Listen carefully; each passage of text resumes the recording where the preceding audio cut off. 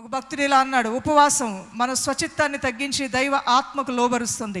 మీ స్వచిత్తం ఏదైతే ఉన్నదో, మీ సొంత అభిప్రాయం అయితే ఏదైతే ఉన్నదో, మీకున్న అభిప్రాయం ఎంతో గట్టిగా ఉన్నాయి, అవి దేవుని చిత్తానికి కూడా లోబడకుండా ఉన్నాయో ఇన్ని రోజులు.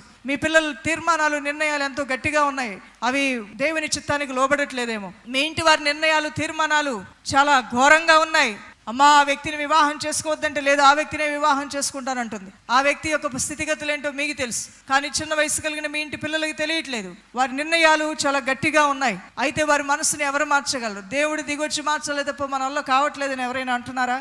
మీ పైన అధికారులు మనసులు కూడా మీ పట్ల అంత కఠినంగా ఉన్నాయా? మీ పరిస్థితులు కూడా మీ పట్ల అంత కఠినంగా ఉన్నాయా? అయితే మీకు ఒక శుభవార్త. ఉపవాసం మన స్వచిత్తాన్ని తగ్గించి దైవాత్మకు లోబరుస్తుంది సమస్తాన్ని.